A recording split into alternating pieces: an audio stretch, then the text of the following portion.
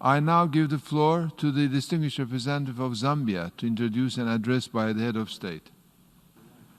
Mr. President, Mr. Secretary General, Excellencies, ladies and gentlemen, I have the distinct honor to introduce a pre-recorded statement by His Excellency Mr. Edgar Chagwa Lungu, President of the Republic of Zambia.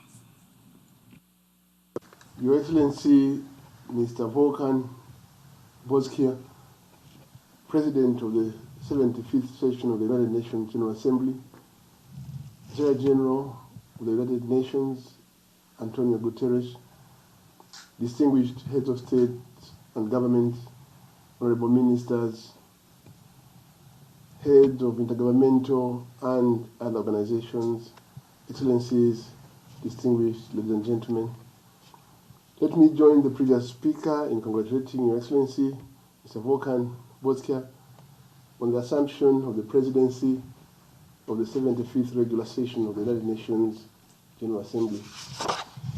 I'm optimistic that Your Excellency's wealth of knowledge and experience as a diplomat and parliamentarian will indeed serve us well during the 75th session. I wish to also extend Zambia's sincere appreciation to His Excellency Professor Tijan Mohamed Bande for his able leadership during the 74th session.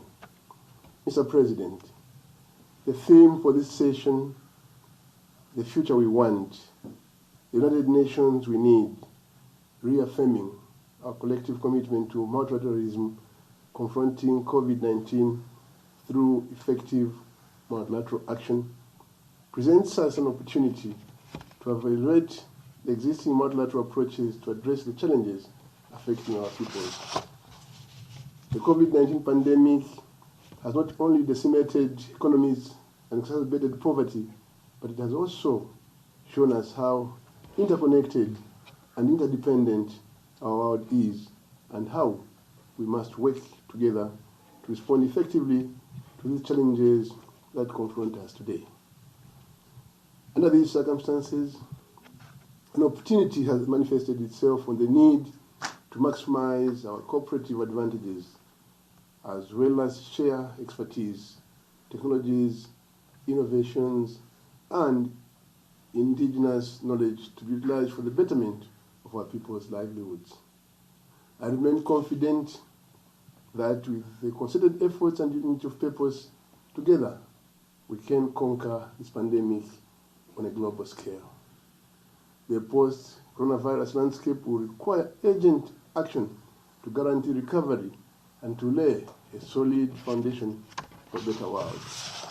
Accordingly, Zambia supports the call for major interventions such as 1. Debt relief and or cancellation for developing member states, 2. Enhanced collaboration in research for the vaccination and cure of COVID-19, and 3.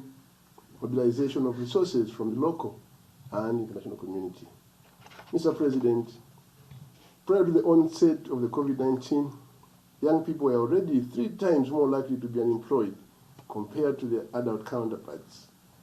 As the pandemic pushes the global economy into a deeper crisis, the young generation is once again at risk to disproportionately bear the brunt of mass unemployment and underprotection. In this regard, I wish to share that the Zambian government launched a multi-sectoral youth empowerment program to support the young entrepreneurs. The multi-sectoral approach has helped ensure that programs and activities to empower and create employment opportunities for the youth are mainstreamed across all sectors. Mr. President, in 2015, we, the members of the UN, pledged to leave no one behind and shift the world onto a path of sustainable development and prosperity for all. This commitment is indeed still alive to most of us. Although the road before us is laden with challenges, we should neither waver nor surrender to any cynicism on the accelerated implementation of the 2030 Agenda for Sustainable Development.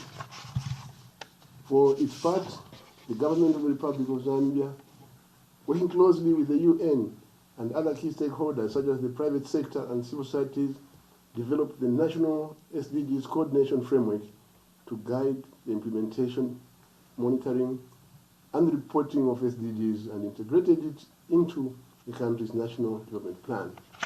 Mr. President, Zambia remains supportive of international efforts aimed at the peaceful resolution of conflicts through advocacy and support shown for peacekeeping missions. Zambia remains an active player in peacekeeping and peace-building operations in the region. In this regard, we would like to urge the United Nations to remain resolute in its duty of protecting these vulnerable persons and to redouble its efforts to bring about a more peaceful world. This is the bedrock of the UN Foundation as espoused by its charter. Mr. President, as we mark the 75th anniversary of this, our great institution, we cannot but conclude that the United Nations' importance and continued relevance to mankind is beyond question. It is in this context that we need to revitalize it so that it can fulfill the ideals for which it was established. I thank you. On behalf of the General Assembly, I wish to thank the President of the Republic of Zambia for the statement just made. I now give the floor to the distinguished representative of Equatorial Guinea to introduce an address by the head of state.